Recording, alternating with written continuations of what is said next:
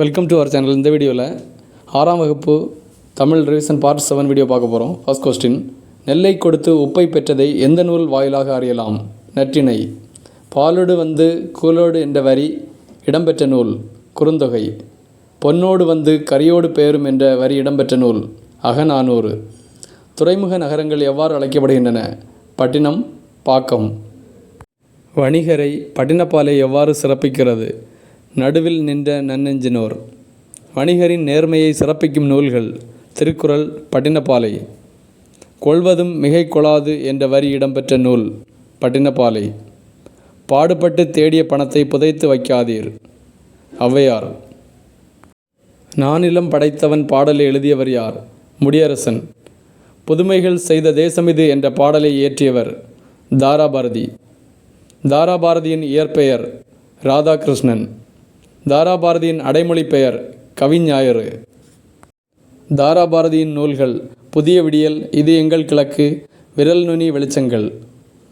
பாரதம் அன்றைய நாற்றங்கால் என்னும் கவிதை எந்த நூலில் இருந்து எடுக்கப்பட்டது? தாராபாரதியின் கவிதைகள் என்னும் தொகுப்பில். தேசம் உடுத்திய நூலாடை என கவிஞர் குறிப்பிடும் நூல் திருக்குறள்.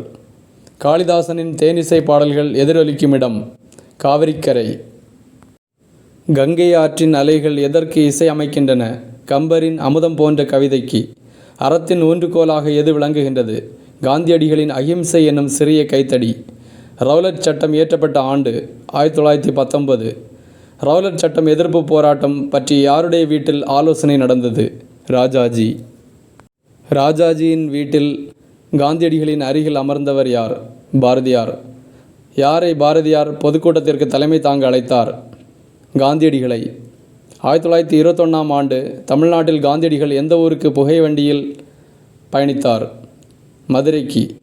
தமிழ்நாட்டின் சொத்து என்று ராஜாஜி யாரை குறிப்பிட்டார்? பாரதியாரை. இந்தியாவின் சொத்து என்று பாரதியாரை குறிப்பிட்டவர் யார்? காந்தியடிகள். காந்தியடிகளின் தோற்றத்தில் மாற்றத்தை ஏற்படுத்திய பெருமை எந்த மாநிலத்தை சாரும்? தமிழ்நாடு. காந்தியடிகள் காரைக்குடியில் எந்த ஊரில் தங்கியிருந்தார்? கானாடு காத்தான். உயர்வு தாழ்வு நிகழ்வு நடந்ததால் காந்தியடிகள் எந்தெந்த இடங்களுக்கு செல்ல மறுத்துவிட்டார்? மதுரை மீனாட்சியம்மன் கோவில், குற்றால அருவி. காந்தியடிகள் தமிழை எங்கிருந்த போது கற்க தொடங்கினார்? தென்னாப்பிரிக்காவில். தமிழ் கையேடு யாருடைய நூல்? G U. அடுத்தது கலை சொற்கள். பாரம்பரியம் ஹெரிட்டேஜ். படகுகள் ஃபெரிஸ். இவ்வளோதான் ஃப்ரெண்ட்ஸ் இந்த வீடியோவில். இந்த சேனல் உங்களுக்கு பிடிச்சிருந்தா சப்ஸ்கிரைப் பண்ணுங்கள். தேங்க்யூ.